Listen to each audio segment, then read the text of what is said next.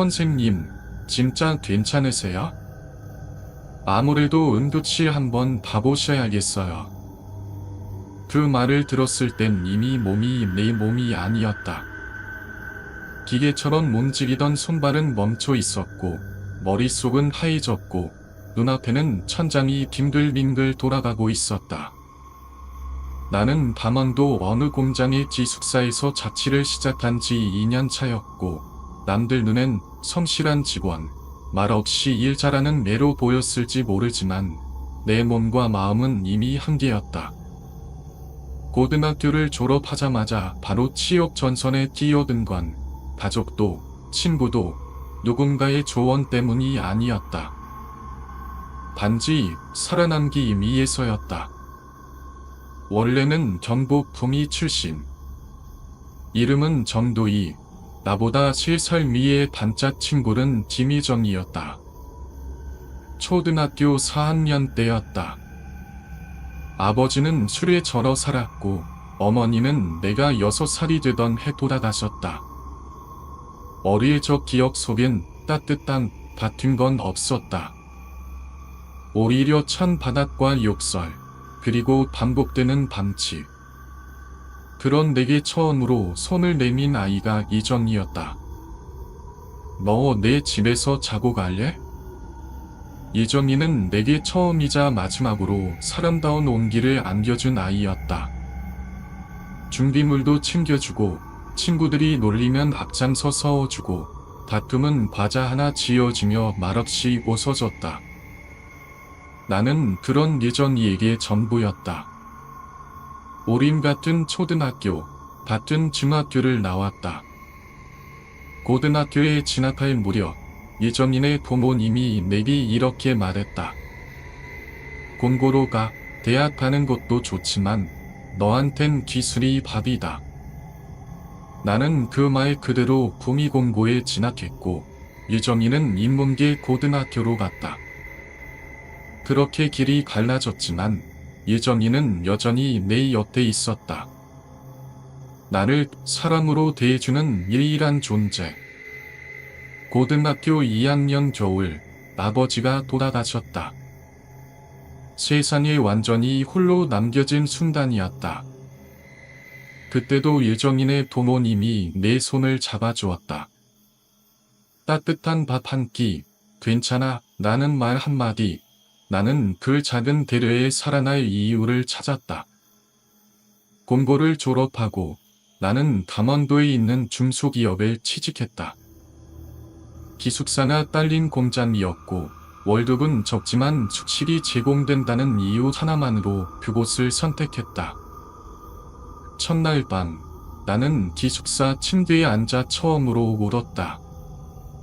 따뜻한 방, 눈치 보지 않아도 되는 공간, 텔레비전에서 나오던 평범한 산이 내게도 찾아온 것만 같았다. 그렇게 나는 죽지 않을 만큼 자고 죽지 않을 만큼 일했다. 한 달에 한 번 예정이와 연락했다. 나는 회색 작업복을 입고 예정이는 예쁜 정장을 입고 있었다. 그녀는 대학을 졸업하고 서울의 모 기업에 취직했으니 말이다. 너 요즘 어때? 그럭저럭. 살아있지 뭐. 그 말이 전부였다. 예정이는 내게 힘이었고 내가 계속 버티게 만든 유일한 이유였다. 어느 날 기숙사로 돌아와 거울을 보았다. 나는 내가 아니었다. 검게 그을린 얼굴, 트러블 자국, 퍼진 입술. 화장 한 번 못 해본 얼굴이 거울 속에서 날 노려보고 있었다. 그때 결심했다.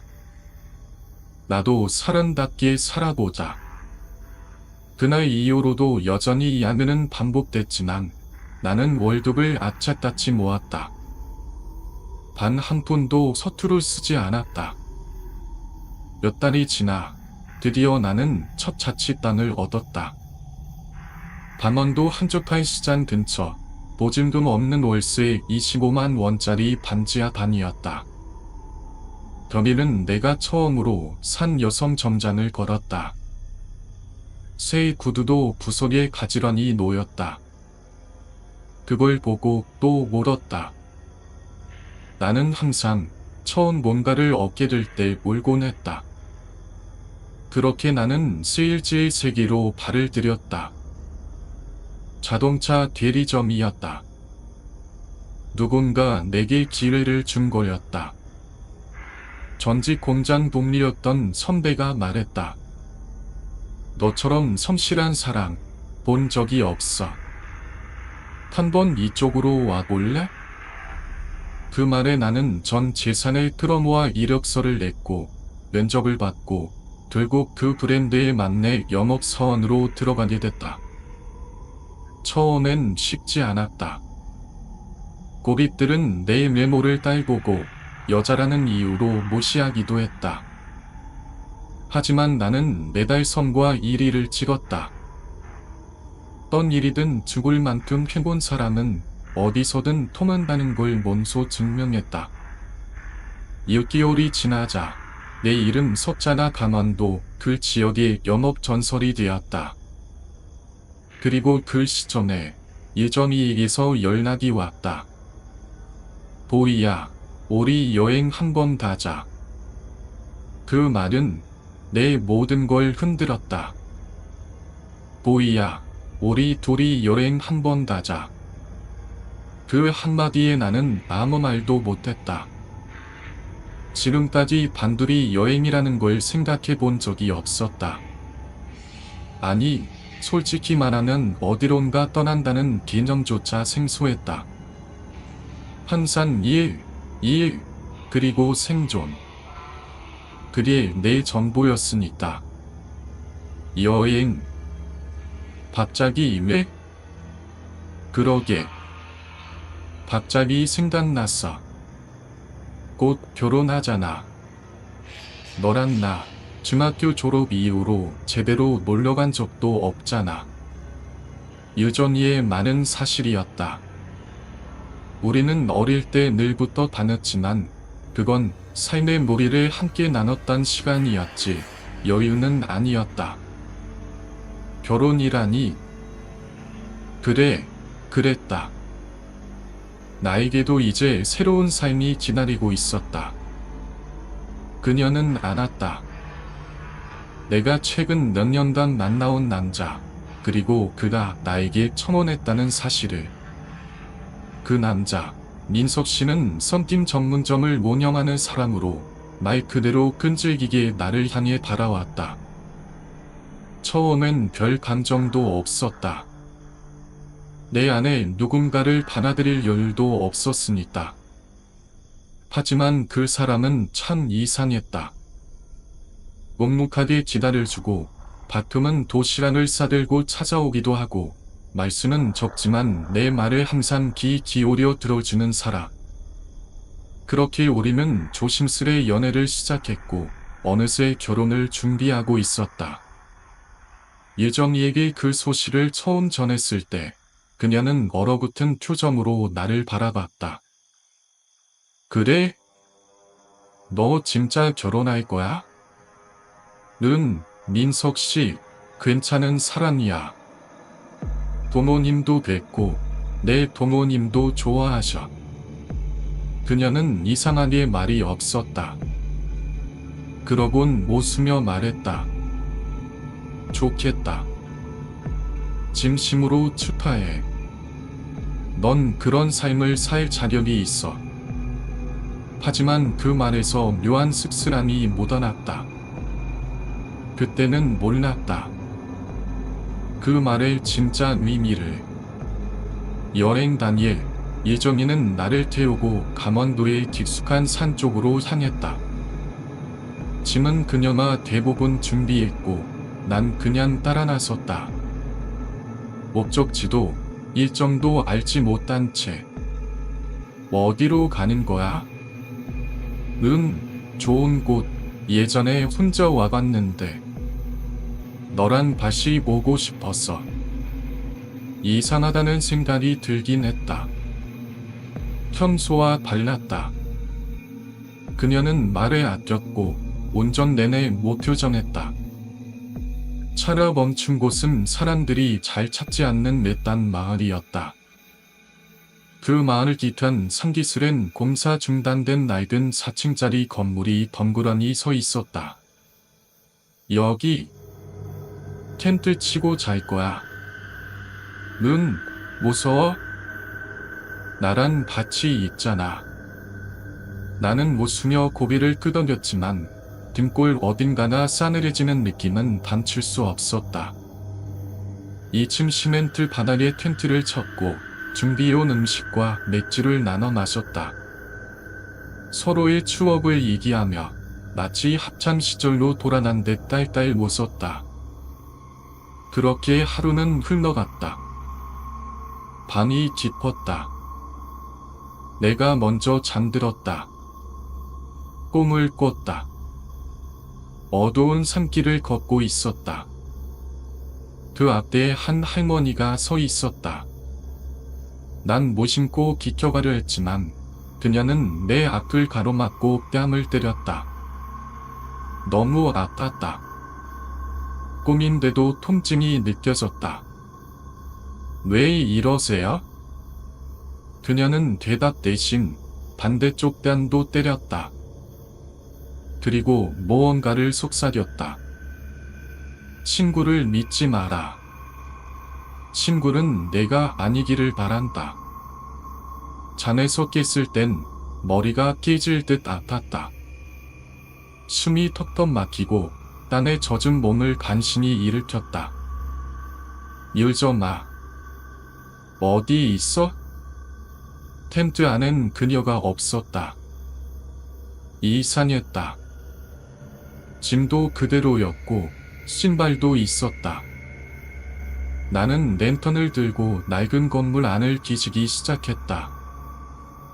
그리고 3층 난간에 유정이가 있었다. 그녀는 아무 말 없이 나를 바라보다가 말했다. 여기 오리 말고 또 누군가 있는 것 같다. 그 말이 시작이었다. 그녀는 내 손을 잡고 옥상으로 데려갔다. 옥상불은 굳게 잠겨 있었고 그녀는 나를 그 안에 가둬버렸다. 유점아, 문 열어줘. 뭐 하는 거야? 아무 대답이 없었다. 나는 밤새 그 차가운 옥상에 갇혀 떨었고 목이 마르고 정신이 아득해질 무렵 그녀가 돌아왔다. 하지만 돌아온 예정이의 표정은 더 이상 내가 아는 그 애가 아니었다. 넌 왜 항상 이겨? 왜 항상 넘어서? 난 내가 올라가는 걸 더는 못 보겠어. 그녀는 텐트에 있던 요리도구를 들고 달려들었다. 그 순간 나는 알았다. 그녀는 나를 죽이려 하고 있었다. 결혼식이 끝난 뒤에도 내 마음은 전혀 타문하지 않았다. 사람들은 내게 축하를 건넸고 미석 씨는 말없이 내 손을 꼭 잡아줬지만 나는 여전히 그날 밤 옥상 위에 섰던 미정이의 눈빛에서 벗어나지 못하고 있었다. 넌 내가 가지려던 모든 걸 가져왔어. 그 말이 밤마다 귓가를 맴돌았다. 나는 웃는 법을 잊어갔고 전화를 소리에도 가슴이 철렁 내려앉았다. 폰 번호에서든 예정이의 목소리가 들려올 것만 같았다. 그녀는 정말 사라졌다. 기록도 흔적도 소문도 없이. 그런데 어느 날 내게 한 통의 등기 모편이 도착했다. 보낼 사람 김일정. 받는 주소는 정확히 내가 살고 있는 곳이었다. 두 손이 떨렸다. 그녀는 살아있는 걸까? 봉투 안에는 작은 검정 노트 한 권과 접힌 사진 한 장이 들어있었다. 노트 첫 페이지. 도희야. 이걸 내가 받게 될지 아닐지는 잘 모르겠다. 하지만 언젠가 내가 널 이해할 수 있게 된다면 그날은 분명히 올 거나 믿고 이걸 쓴다. 나는 어렸을 때부터 버려지는 게 너무 무서웠어. 사람들이 내 곁을 떠나는 걸 보면서 내가 뭔가 잘못한 걸까? 늘 그런 자책 속에 살았어. 그런 나에게 내 존재는 처음이자 마지막 집이었어. 나는 한 장 페이지를 넘기며 그동안 예전이가 겪은 아픔들을 처음으로 마주하게 되었다. 그녀의 아버지는 가정폭력자였고 어머니는 늘 약에 의존했다. 중학교 시절엔 자해까지 했고 병원에 입원했지만 그 사실은 어느 누구도 몰랐다. 그저 밝고 예쁜 모범생으로 포장된 유전이의 겉모습 아래에는 철저하게 망가진 자 하나 숨어 있었던 것이다. 노트 중간 페이지. 내가 고등학교를 공고로 간다고 했을 때 난 기뻤어. 이제 도희는 내 옆에 남겠구나. 그렇게 생각했거든. 하지만 넌 달랐어. 그 충격에서도 살아남았고 결국엔 나보다 더 멀리 나아갔지. 처음엔 진심으로 축하했어.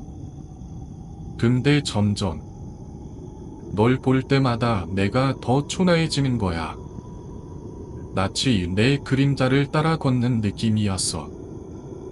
내가 한 발 내디딜 때마다 너는 두 발, 세 발씩 앞으로 나아갔어. 그리고 어느 순간 나는 내가 무서워졌어. 그 노트를 다 읽었을 때 나는 눈물로 페이지가 젖는 줄도 몰랐다. 우리 서로를 구원했다고 믿었지만 사실은 서로를 조용히 무너뜨리고 있었던 건 아닐까. 내가 아무것도 모른 채 행복한 삶을 쌓아가던 동안 그녀는 끝없는 비교와 열등감 그리고 자기 혐오 속에서 서서히 죽어가고 있었던 것이다. 사진을 펼쳤다. 그 안에는 바닷가에 홀로 서 있는 예전이의 모습이 담겨 있었다. 배경은 전라남도 완도. 그녀가 한 번도 말한 적 없는 지역. 사진 뒷면에는 단 한 줄의 문장이 쓰여 있었다. 나 여기서 다시 태어날 수 있을까? 그 이후 나는 모든 걸 내려놓고 완도로 향했다. 인석 씨는 처음엔 반대했지만 결국 나를 따라 함께 내려왔다. 완도는 조용하고 한적한 곳이었다. 사람들은 정겨웠고 하늘은 서울보다 훨씬 가까워 보였다. 하지만 그곳엔 유정이는 없었다. 그녀의 이름도 흔적도 찾을 수 없었다. 그래서 나는 그 마을 근처에 작은 카페를 열었다. 이름은 2월의 기억.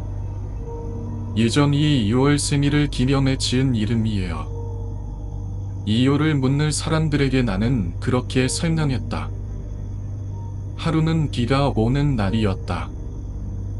손님도 없는 오후, 혼자 커피를 내리고 있는데 문이 열리고 한 여자가 들어왔다.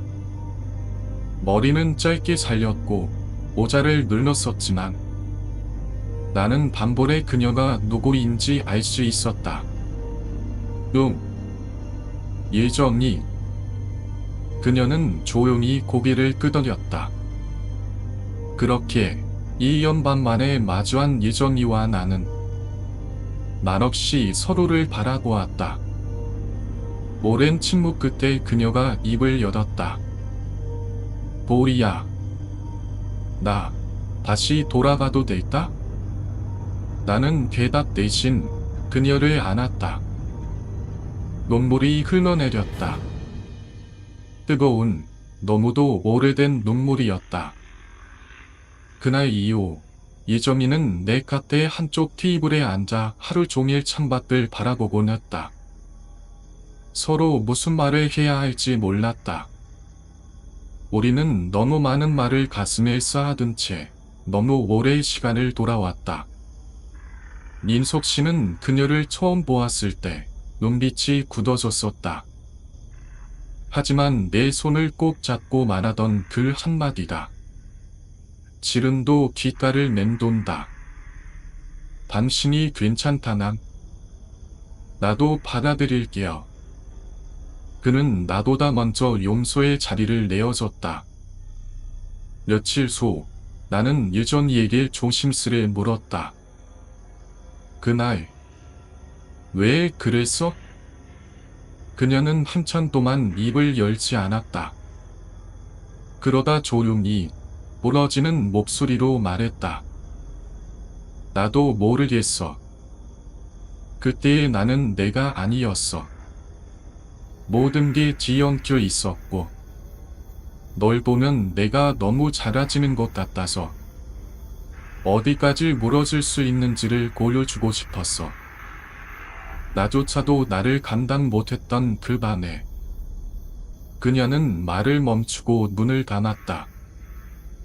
그리고 고개를 떨군 채 두 손으로 얼굴을 감싸며 흐느꼈다. 나는 그녀의 손등에 손을 올렸다. 나도 몰랐어. 내가 그렇게 힘들었던 거. 나는 그냥 우리가 같은 곳을 바라보고 있는 줄만 알았어. 우리는 같은 곳을 바라보긴 했지만 같은 걸 꿈꾼 적은 없었던 것 같았다. 그 말이 맞았다. 나는 벗어남을 꿈꿨고 그녀는 멈춤을 원했던 것이다. 며칠 뒤 예전이는 내게 조심스럽게 작은 상자를 건넸다. 열어보니 안에는 낡은 카세트 테이프가 들어있었다. 이게 뭐야? 우리 중학교 때 녹음했던 거. 기억나? 나는 깜짝 놀랐다. 분명 잊고 지냈던 기억이었다. 우리가 확인을 연습하던 날, 둘이서 녹음기 앞에서 장난처럼 나눴던 대화. 우린 커서 뭐가 될까? 보이는 멋진 사장님. 난 그냥 보이 옆에서 살아남는 사람? 그 녹음 소리 유정이는 지금보다 훨씬 밝고 순수했다. 그러나 마지막에 남긴 한마디가 내 심장을 조여왔다. 보이야. 혹시 나중에 내가 널 아프게 하게 되면 그땐 꼭 기억해줘. 나는 너한테 진심이었어. 나는 입을 틀어막고 울었다. 그 오랜 세월 동안 그녀는 이미 그날이 올지도 모른다는 걸 예감하고 있었던 걸까. 탑에는 점점 손님이 늘었고 예전이는 주방 일을 돕기 시작했다.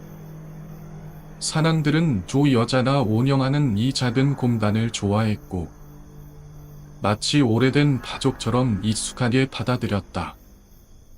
어느 날 마을 어르신 한 분이 물었다. 돌이 자매야? 나는 웃으며 대답했다. 아니요. 자네보다 더 오래된 사이예요. 일정이도 웃었다. 그 미소엔 오래된 그림자가 조금은 옅어져 있었다. 그녀는 여전히 심리치료를 받고 있었다. 때론 울며 돌아왔고 때론 아무 말 없이 밤에 틀어박히기도 했다. 하지만 중요한 건 이젠 도망치지 않는다는 것이었다. 그리고 어느 비 오는 날 그녀는 내게 말했다. 보이야. 나 다시 서울로 가야 할 것 같다. 나는 아무 말도 하지 못했다. 그녀가 다시 사라질까봐 두려웠지만 이번엔 달랐다. 치료를 이어가려면 다시 병원 근처로 가야 해. 그리고 나도 이제 내 삶을 좀 살아보려 해. 나는 그녀를 안았다. 그래. 이제는 너를 기다리는 내가 아니다. 너를 보내는 내가 되어줄게. 며칠 뒤 예전이는 짐을 싸서 떠났다. 이번엔 아무런 싸움도 눈물도 없었다. 우리는 손을 맞잡고 약속했다. 이젠 서로의 그림자에서 벗어나서 살아가자. 그리고 나중에 꼭 다시 보자. 이번엔 못 쓰면서 근소로 시간이 흘렀다. 카페는 계속 운영되고 있고 가끔 서울에서 역서가 도착한다. 그녀가 다녀온 미술관, 읽은 책, 만난 사람들에 대한 이야기. 나는 그녀의 글씨를 보며 오늘도 작은 미소를 지어본다. 우리는 서로를 망가뜨릴 뻔한 친구였다. 하지만 결국 서로를 살게 한 유일한 존재가 되어 주었다. 그리고 그 사실 하나만으로 나는 이 모든 기억들을 기적이라 부르고 싶다. 예전이라 서울로 떠난 지 3년이 지났다. 처음 일야는 매달 편지가 왔고 다음 해부터는 계절마다 숨쉬기 닿았다. 그리고 요즘은 가끔, 아주 가끔 10일이나 연말쯤 도착하는 짧은 메시지 하나나 전부다. 뭐를 도울 생각이 나. 잘 지내고 있지? 그 한 줄만으로도 나는 하루를 따뜻하게 살아낼 수 있었다. 서운하지 않다고 하면 거짓이겠지만 나는 이제 그녀의 빈자리를 기다림이 아닌 이해로 채우기로 했다. 그 사이 내 삶에도 많은 변화가 있었다.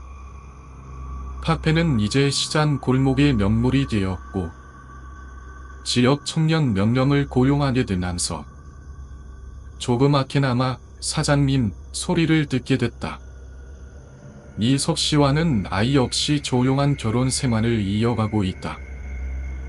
우리는 둘만의 속도와 방식으로 선호를 배려하며 살아간다. 가끔 싸우기도 하지만 그럴 땐 말 대신 작은 메모를 남긴다. 오늘 당신 말 맞았어요. 미안해요. 감기 조심. 그런 사소한 배려들이 쌓여서 우리 부부는 서로를 더 단단히 이해하게 됐다. 그리고 무엇보다도 나는 이제 더 이상 유정이와의 과거에 갇혀 살지 않는다. 물론 그녀를 잊은 건 아니다. 절대 잊을 수 없다. 오히려 내 삶의 많은 순간들이 그녀 덕분에 가능했음을 알기에 그녀는 내 안에 그림자가 아닌 기억으로 남아있다.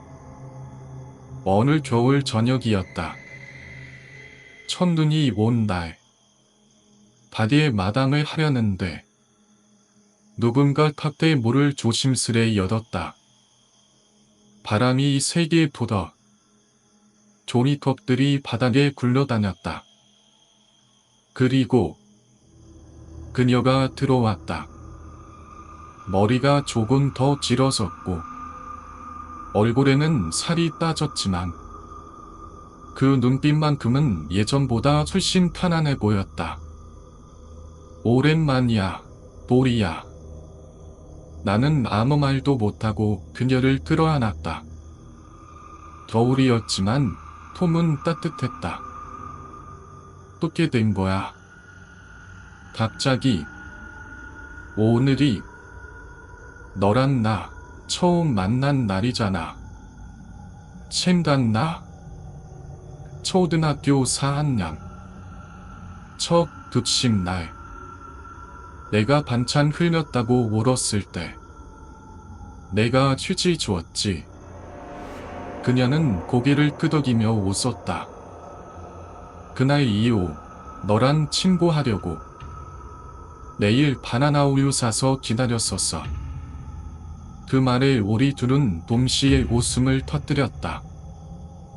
그 웃음엔 세월도, 상처도, 침묵도 모두 사라진 듯했다. 그날 이후 예정이는 일주일간 우리 집에 머물렀다. 나는 그녀에게 묻지 않았다. 왜 왔는지, 어디 있었는지, 앞으로 어쩔 건지, 그 어떤 것도. 왜냐면 그건 이제 중요하지 않았기 때문이다. 우린 매일 아침 같이 시장을 돌았고 텃대 청소를 함께 했으며 밤에는 옛날처럼 이불 깔고 누워 같은 유튜브 영상을 보며 딸딸 웃었다. 아직도 이런 거 좋아하네? 너랑 보면 더 재밌어. 나지만 날밤 예정이가 내게 물었다. 너 후회한 적 있어? 뭐를? 내가 그날 널 그렇게 만든 거.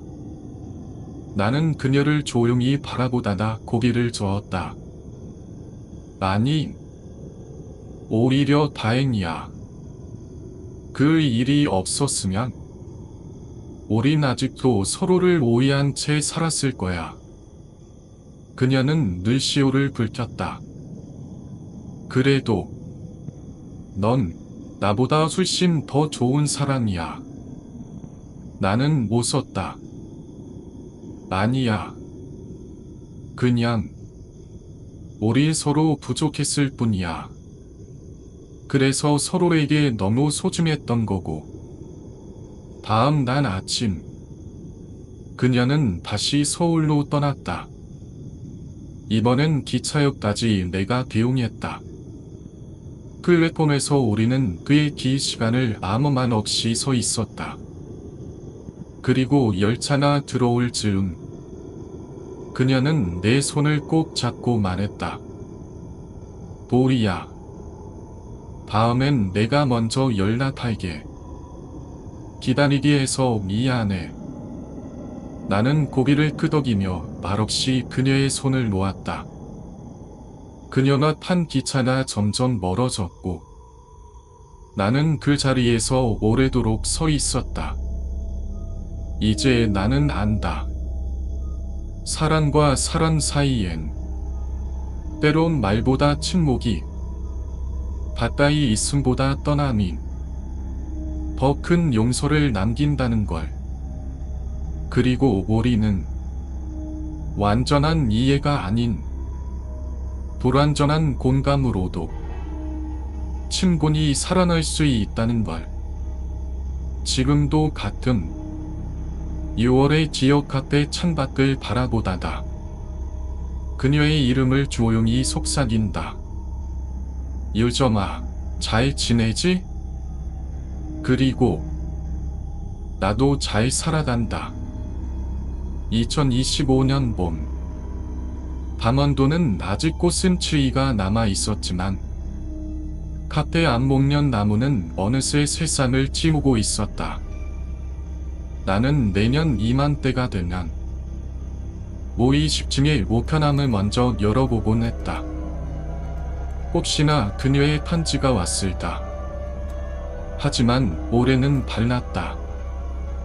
편지는 오지 않았고 대신 한 남자가 찾아왔다. 여기 김희정 씨랑 마시는 분 맞으시죠? 남자의 목소리는 차분했지만 어딘가 따뜻했고 손에는 예정이의 사진이 지어져 있었다. 나는 고개를 끄덕이며 대답했다. 맞아요. 무슨 일이죠? 그녀가 입원 중입니다. 정신과 폐쇄병동이여. 본인이 가장 마지막으로 기억하는 사람인 정도희 씨라고 해서 찾아왔습니다. 시간이 멈춘 것 같다. 손에 들고 있던 미리컵이 바닥에 떨어졌고 깨진 조각이 내 맨발을 스쳤지만 통증은 느껴지지 않았다. 그녀다. 내 이름을 기억하고 있다니. 그 모든 걸 지나서도 결국 날 불렀다니. 병원은 서울 내과 한적한 산중턱에 위치한 곳이었다. 하얗고 조용한 복도, 열쇠가 달린 철문, 묵직한 공기. 나는 마치 죄인이 된 듯 조심스럽게 문을 열고 그녀의 방에 들어섰다. 침대 옆 창가에 앉아 있던 그녀는 내가 들어서자 고개를 돌렸다. 그리고 미소 지었다. 보이야. 그 한마디. 나는 울음을 참을 수 없었다. 그녀는 예전보다 많이 말랐다. 머리는 짧게 잘렸고 손등에는 주사 자국이 선명했다. 어떻게 된 거야? 왜 여기 있어? 내 말에 그녀는 잠시 창밖을 바라보다가 말했다. 그냥 판단이 안 됐어. 괜찮은 줄 알았는데 어느 순간 무너지더라. 그녀는 천천히 그러나 분명하게 자신의 상태를 설명했다. 조울증, 그리고 회리성 지역장애. 때때로 자신이 누구인지도 잊고 현실과 상상을 오가며 아무 이유 없이 울고 웃고 무너졌다고 했다. 나는 이제 사람들에게 상처만 주는 존재 같다. 나는 그녀의 손을 꼭 잡았다. 아니야. 넌 아직도 나에게 세상에서 가장 소중한 사람이야. 그녀는 병원에 입원한 지 6개월이 되어가고 있었다. 하지만 회복은 느렸고 난치는 장담할 수 없다고 했다. 나는 고민 끝에 서울로 카페를 옮기기로 했다. 민석 씨와 상의했고 그는 다 알아차리고 있었다는 듯 말없이 고개를 끄덕였다. 이제 내가 있어야 할 곳에다. 그는 늘 그랬듯 조용히 묵직하게 내 편이었다. 서울로 이사한 뒤 나는 병원 근처에 작은 테이크아웃 전문 커피 트럭을 열었다. 이름은 그대로 2월의 기억. 이전이라 매일 창밖에서 그 트럭을 바라보며 작은 손짓을 해주는 것만으로도 나는 하루를 살 힘이 생겼다. 2026년 6월 12일 유정이의 생일. 나는 조용히 그녀의 덤실에 들어가 작은 케이크에 불을 붙였다. 소원 빌어봐. 그녀는 눈을 감고 조용히 두 손을 모았다. 그리고 눈을 뜬 그녀는 이렇게 말했다. 도희야. 나 이제 너 없이 살아보고 싶어. 나는 순간 멈췄다. 무슨 뜻이야? 넌 늘 나를 위해 너무 많은 걸 내놓았잖아. 이젠 내가 너를 보내줄 차례야. 그녀의 말은 처음 만났던 날 바나나 우유를 들고 있던 그 아이처럼 순수하고 단단했다. 그 후로 유정이는 퇴원했고 나는 다시 강원도로 돌아왔다. 민석 씨는 변함없이 내 옆에 있었고 파페는 여전히 사람들로 북적거렸다. 유정이와는 매달 편지를 주고받는다. 이제는 긴 이야기도 감정 섞인 문장도 없다. 짧은 안부. 가끔은 아무 내용 없는 엽서 한 장. 하지만 그게 좋다. 우리는 드디어 서로를 자유롭게 놓아줄 수 있게 되었으니까. 사람들은 가끔 내길 묻는다. 그 친구랑 왜 그렇게 오래 함께였어라? 나는 웃으며 대답한다. 그 애는 내가 사람이 될 수 있게 해준 일이란 기억이에요. 그리고 오늘도 2월의 기억 앞 창가에 앉아 그녀에게 편지를 쓴다. 유전아, 이제 진짜 괜찮아. 우린 그리움 없이도 서로를 사랑할 수 있게 되었으니까.